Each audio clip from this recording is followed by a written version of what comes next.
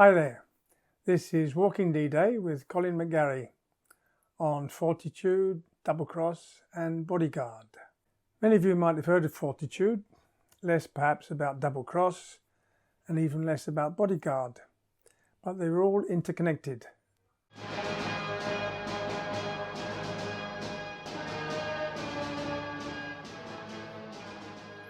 Strategic deception was instigated by Lieutenant Colonel Dudley Clark. The first attempt at deception in World War II was getting the Italians to think that British troops would attack into Somaliland from Egypt, when the real attack was going to be against Eritrea from Sudan. The details are too long to go into here, but the scheme worked well, but it backfired. The Italians believed the British were going to attack Somaliland, and so they moved into Eritrea, where the real attack took place. Clark then invented the SAS, which didn't actually exist, except for rumours and some men in Middle Eastern towns with SAS arm patches. The idea was to boost the apparent strength of the British Army. These notional units became the base for Fortitude. The SAS was later formed from streamlined commander units. Misinformation was a delicate operation. Showing the whole story at once would make it suspicious.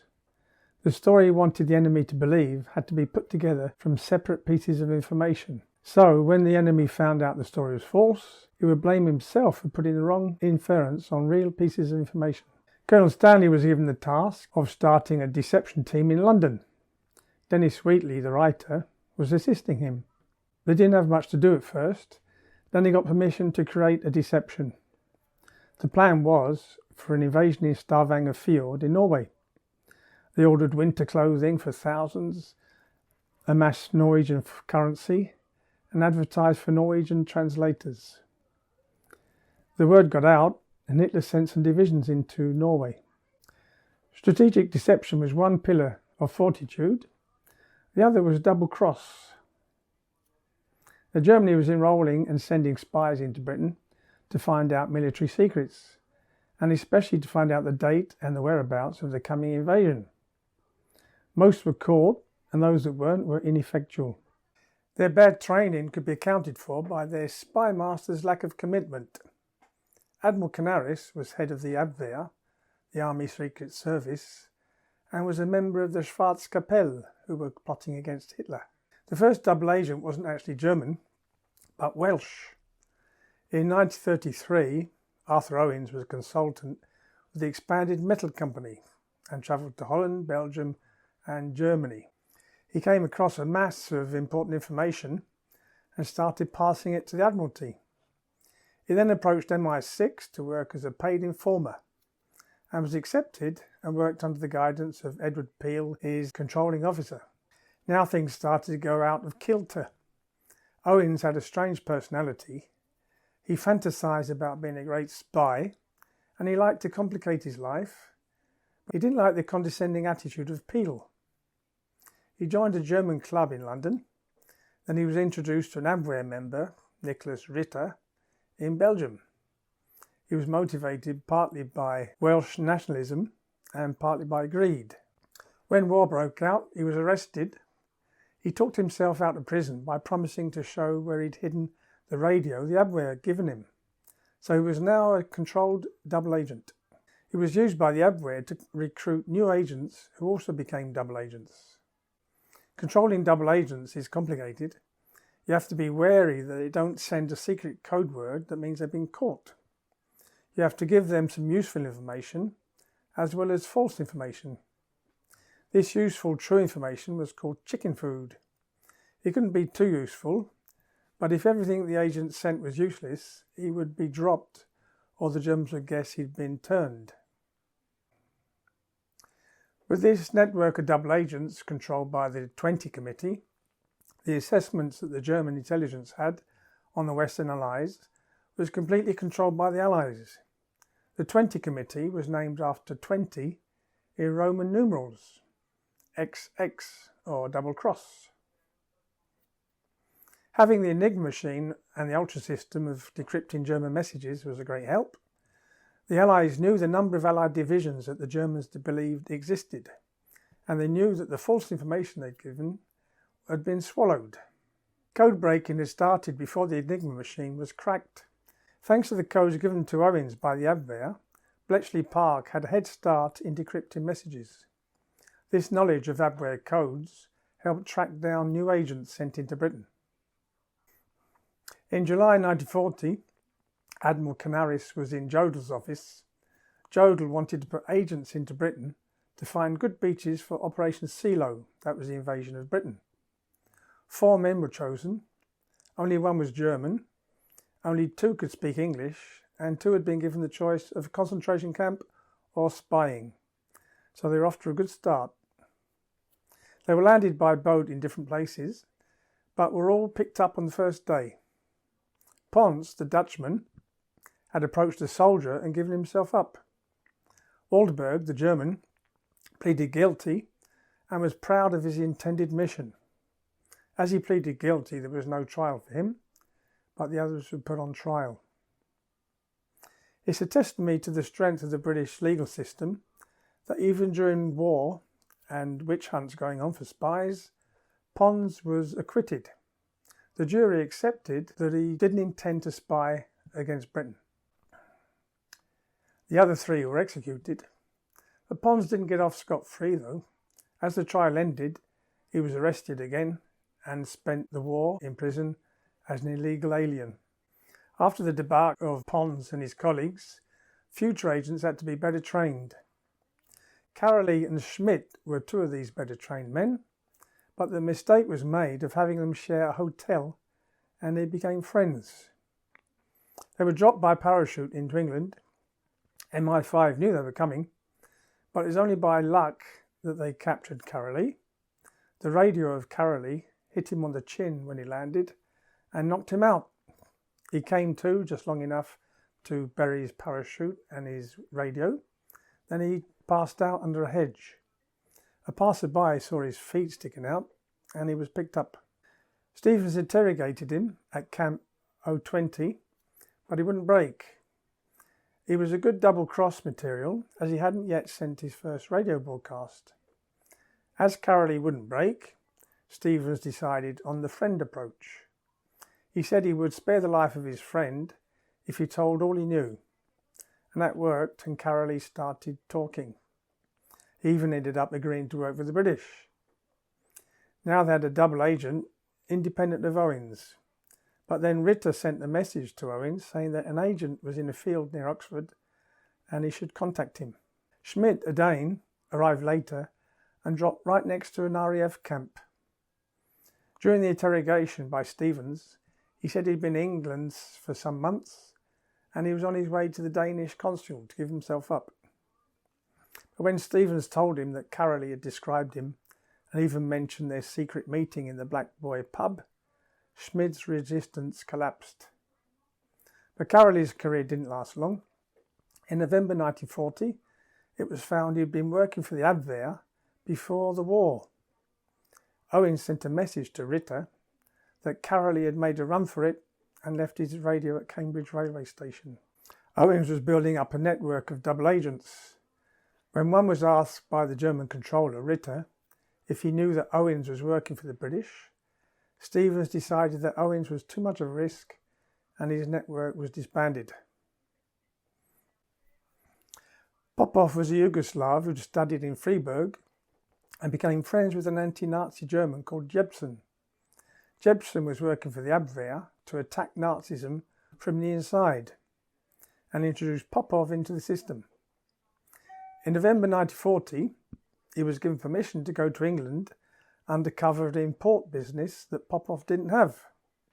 The British decided it would be better for his cover and his morale if it did exist, so they arranged the necessary accreditation. In Lisbon, Popov had been given $50,000 by the Abwehr, which was supposed to end up in MI5's vault. He was in a cafe in Lisbon and noticed a British agent. That wasn't surprising, as Lisbon was the hub of spy exchanges. He then moved to the casino and saw the same British agent. He realised they were keeping an eye on him. He decided to shock them a bit. He noticed a Lithuanian playing baccarat who refused to set the limit when he had the bank. Popov thought that was unsporting. He went up to the table and laid down all the Abwehr money. $50,000, he called. He could see the British agent was having a fit. But the Lithuanian backed down and Popov picked up all his money again.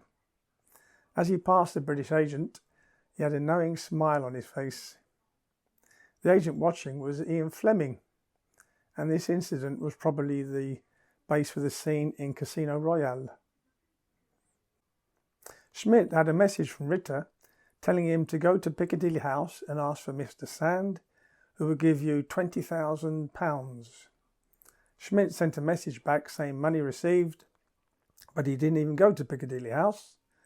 Mr. Sand was a fictitious person, part of MI5's Midas plan. The double-cross agents had to be receiving money from the Abwehr, or the Germans would start wondering how they survived. Popov had devised his plan. He invented Mr. Sand, so the Abwehr could send money to Mr. Sand instead of Popov carrying it. The Abwehr sent a message to Schmidt congratulating him on receiving £20,000. They said not to spend it all on drink, but improve his lifestyle, and he would be able to move around more. This meant getting better information. But MI5 didn't want him to get better information. He soon sent a message saying they'd been arrested in a raid at a station and been asked if he'd registered for national service. He had to say no, and he was told to go and register. Of course, that would have been impossible, but he convinced a fictitious farmer to vouch for him and say that he needed him on the farm, so he wouldn't be able to move around too much. The most famous double agent was Jean Pujol, or Garbo. He was an anti-militarist, and during the Spanish Civil War, he'd been forced to fight for both sides and imprisoned. When World War II broke out, he saw Britain as the last bastion of freedom and wanted to work for Britain. He went to the British Embassy, but they didn't want him. He thought, if I work for the Abwehr, I can get useful information. Then the British would want me. He contacted the Abwehr, and they said they'd take him on if he could get to England. He said the Spanish Embassy in London would take him on as an attaché. He tried to arrange this with a friend, but it didn't work out, so he was stuck in Lisbon. Garbo had a map, a guidebook, and a list of the British fleet. So he started writing reports inspired by newspapers. He posted them from Lisbon, explaining that he knew a pilot who did the Bristol-Lisbon route, and he'd agreed to post the letters from Lisbon, and that would avoid the censor as well. It was finally accepted by the British in 1942, when they realised that the Germans had spent a lot of energy looking for a convoy that didn't exist. Churchills said that the truth is so precious, it must be protected by a bodyguard of lies. That was the leitmotif of Fortitude. In April 1943, General Morgan was appointed Cossack, Chief of Staff to the Supreme Allied Commander. He was to develop the plan for Overlord, the invasion of France. Cossack was given the Deception Section, Ops B, headed by Lieutenant Colonel Jervis Reed. They were to mount the deception plan for Overlord. Since 1942, John Bevan was controlling officer for deception, with Dennis Wheatley working for him. It was then suggested that the double-cross system be used in conjunction with the deception plan. Bevan had never heard of the double-cross, so he was made a member of the 20 Committee. Their first action was to help in Operation Torch. That was the invasion of North Africa. The idea was to keep German forces away from North Africa, prevent them from detecting the task force, and when they did, make them think they were heading elsewhere. Schmidt and Garbo passed information indicating possible attacks in Norway, France, Senegal and Malta. One of Garbo's non-existent agents lived in Liverpool and would normally be reporting great activity of the real preparations for Operation Torch. So Garbo killed him off by sudden illness and sent an obituary cut from the Liverpool Post placed by MI5. The Germans even paid a pension to the agent's non-existent widow. Major Strangeways was sent to Gibraltar with a copy of Dennis Wheatley's latest novel. Inside was a letter to a Foreign Office official about the landing craft in Gibraltar who were heading to Malta. The book was forgotten in his hotel room and was surely being inspected by the Spanish staff working for the Germans. The torch task forces were detected on the 6th of November 42, and the Germans believed they were actually heading for Malta. The plan had followed Clark's rules.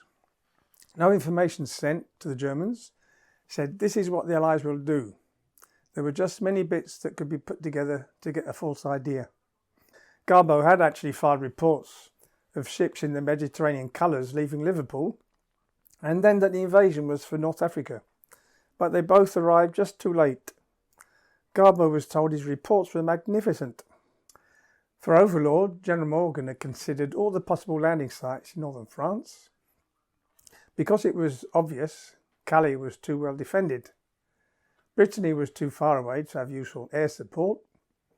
The Cherbourg Peninsula could be isolated by the Germans too easily. So he decided on 3 beaches, which would become Omaha, Gold and Juno, between Caen and the Vire estuary. The Americans on Omaha would take Cherbourg, the British on Gold would take Bayeux, and the Canadians on Juno would take Caen. Bevan, of the London controlling section, thought they would try to make the Germans think there was no invasion planned until it was too obvious, then make them believe it wasn't Normandy. The problem with this was they spent too much energy getting the Germans to believe there was an invasion into Northern Europe. General Morgan suggested inflating the order of battle to such an extent that the Germans pulled out of France. This wasn't likely to happen, and if the order of battle was too inflated, the Germans might reinforce France to such an extent that the invasion would be impossible. Another idea was to make the Germans believe no invasion was in preparation till it couldn't be hidden, and then made them believe it was to Calais or Belgium. The problem with that was the Germans just didn't rely on agents' reports. They could see what was happening in England. The final plan was to make the Germans believe that the invasion would be towards Calais and that there were enough divisions in Britain to mount an invasion to Calais even after the landings in Normandy started, for at least 14 days. The real invasion forces in the southwest of England were camouflaged to maximum, and the fake forces were discreetly visible in the southeast. Dummy landing barges and real troops were needed to simulate their movements. Overlord was to take place in May, and simultaneously there'd be a landing in the south of France, Operation Anvil, also a summer offensive by the Soviets. The Germans were to be convinced that bombing of Germany was a priority to bring them to surrender, but also suggestions of invading in Norway, the Balkans, or northwest Italy. General Eisenhower was appointed Chafe in December 43. His deputy was Montgomery, who was head of the whole land invasion force. Montgomery and Eisenhower decided that Morgan's plan for 3 divisions wasn't enough to ensure success, so they upped the number of divisions to 5, going in on 5 beaches. And as the resources for this increase weren't yet available, the attack was put back to June. Cossack's deception section, Obs B, came under Chafe. Jervis Reed was leading it. The intelligence subsection, Double Cross, was headed by Roger Hesketh. The deception plan was baptised Fortitude and split into North and South. Fortitude North was to pin the German troops in Norway. Major Strangeways, who'd taken the Dennis Wheatley book to Gibraltar, was involved in the planning and saw flaws in the original plan. As the Germans could do little aerial reconnaissance, it was decided that real troops weren't needed in the southeast deception. The point was also made that it would seem strange that Montgomery could lead an invasion in Normandy and Calais. A second army was invented from real units to be the Calais Force, the first US Army group, or FUSAG. Another problem was spotted. Omar Bradley was written in as the FUSAG commander, but he was to land in Normandy on D-Day. For Fortitude North, the attack on Norway, a British Fourth Army was invented. Radio messages double-cross information and diplomatic contacts with Sweden, all used to promote this assault.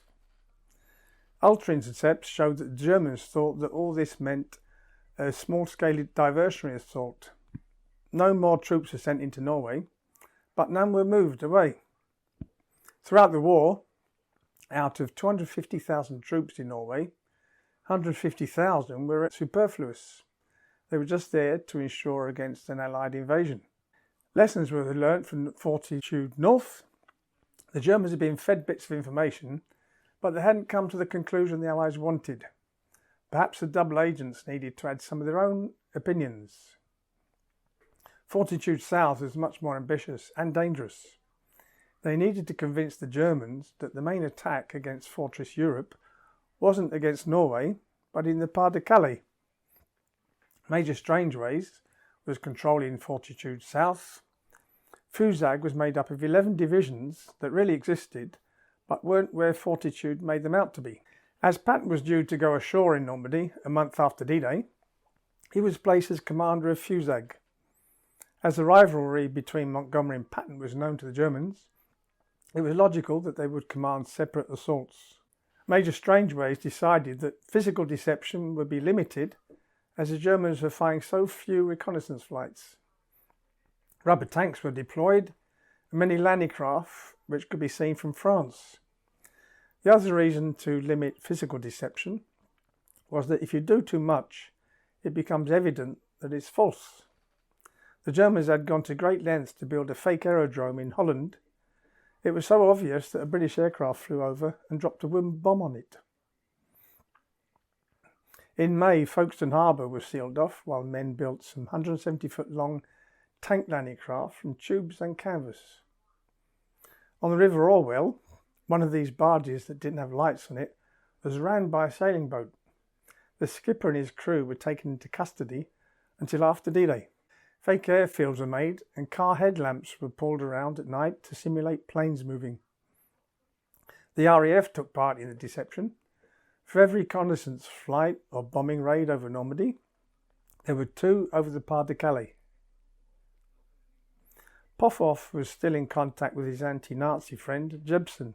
He was one who introduced Popov to Abwehr. Jebsen was still working for the Abwehr. They met in Lisbon, and Jebsen told Popov that Admiral Canaris had told him that he didn't care if all the agents in Britain were working for the British, as long as he had reports to show.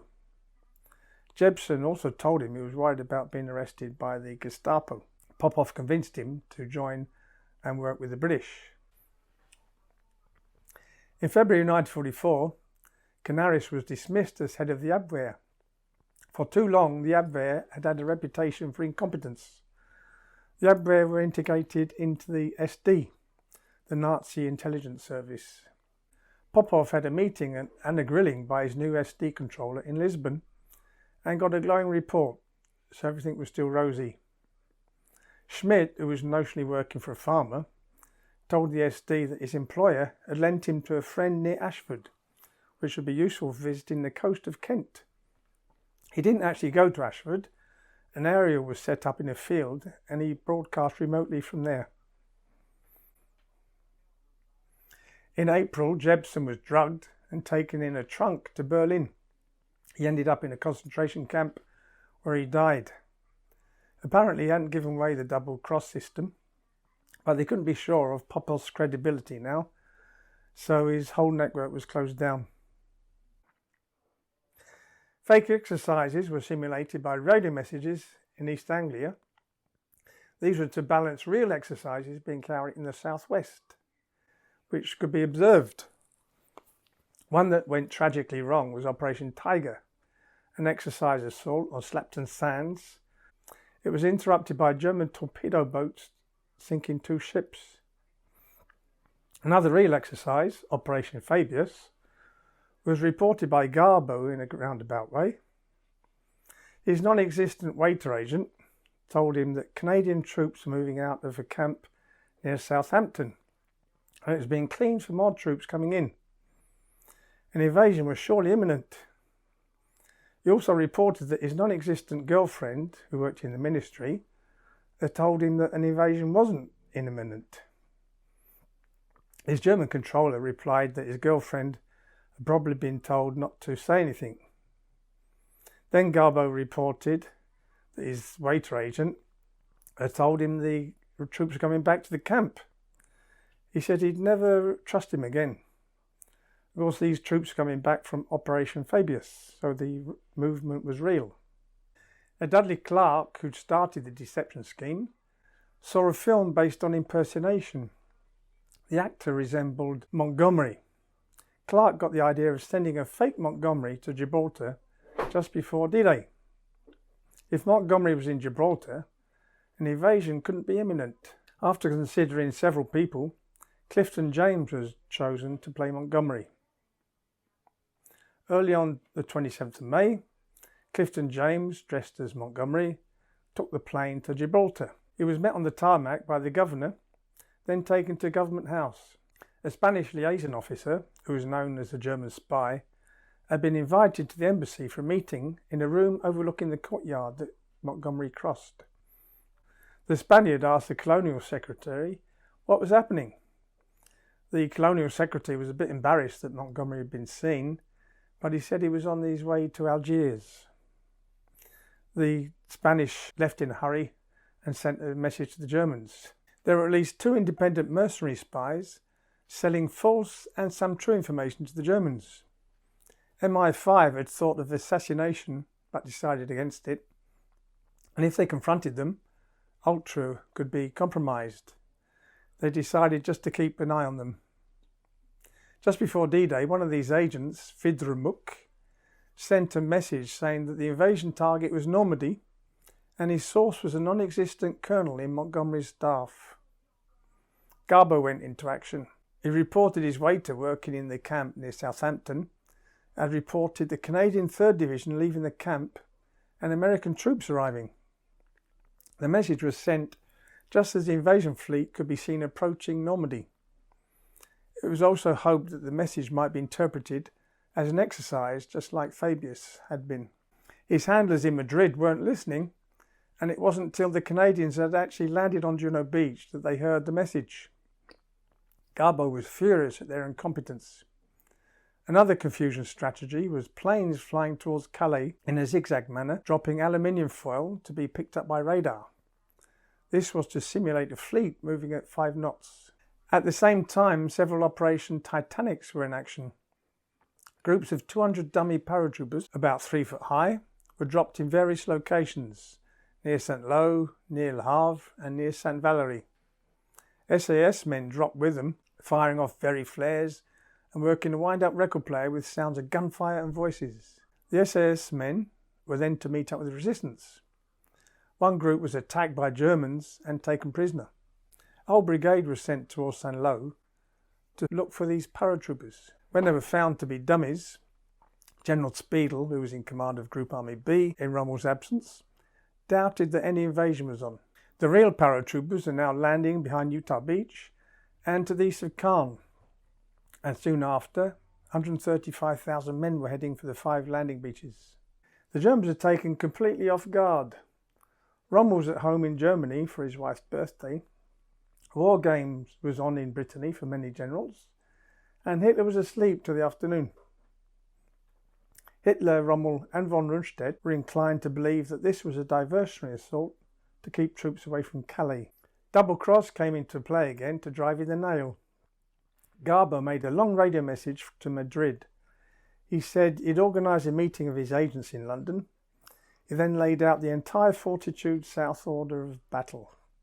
He then said that he didn't like to give his opinion, but it seemed that the landing in Normandy was to keep our troops pinned down for a large-scale operation elsewhere. The British had sent messages to Belgian resistance about being ready for action. And fortuitously, one of the freelance agents in Sweden sent a message to the Germans saying that this fictional RAF officer had told him that the second main attack was expected in the Pas de Calais. When Krummecker received these 3 pieces of information, he sent a message to von Rundstedt. The transfer of the 1st Panzer Division, the 85th Infantry Division, and the 16th Luftwaffe Division to Normandy was halted. Towards the end of June, Ops B had to update Fortitude South. Units that belonged to Fusag were soon to be in Normandy, as was General Patton. Different scenari were considered, but finally Strangeways decided that it would be that as Normandy wasn't going as hoped for, Fusag units would be sent into Normandy and replaced in the southeast by new units of Suzag, the 2nd US Army Group. So as not to compromise Garbo's and Cheryaski's reputations, who would be bound to see these movements, they were moved out. Madrid had asked Garbo to inspect V1 damage in London.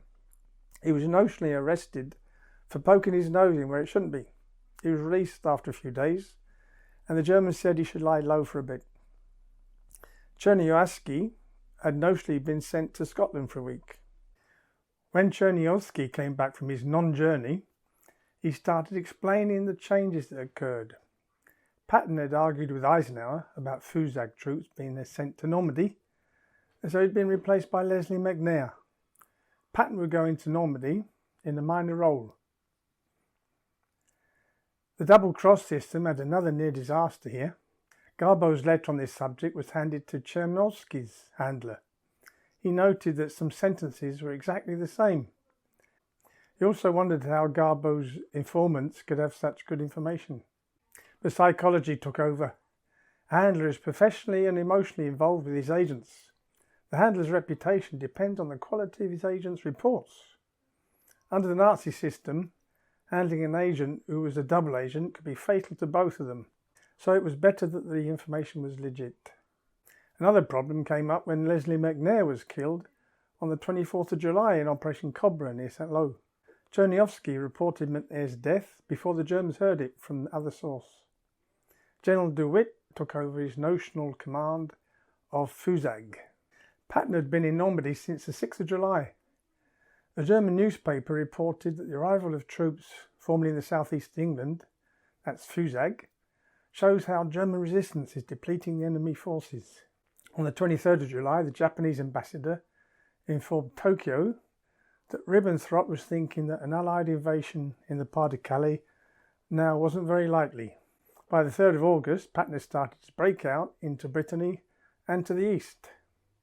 The perceived threat from Fusag was at an end. Towards the end of August, Garbo explained why the invasion hadn't taken place in the Pas-de-Calais. Due to the reorganisation of Fusag and the infighting between Montgomery and Patton, Montgomery had won the day and all the forces sent into Normandy. The Germans never knew that Garbo had deceived them. In July 1944, he was awarded the Iron Cross. In Britain, King George VI awarded him the MBE. After the war, he moved to Angola, and then MI5 faked his death.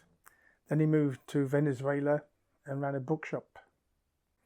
If you find the videos useful, you can help the channel by subscribing, giving it a thumbs up, adding comments, or even on Patreon. See you soon.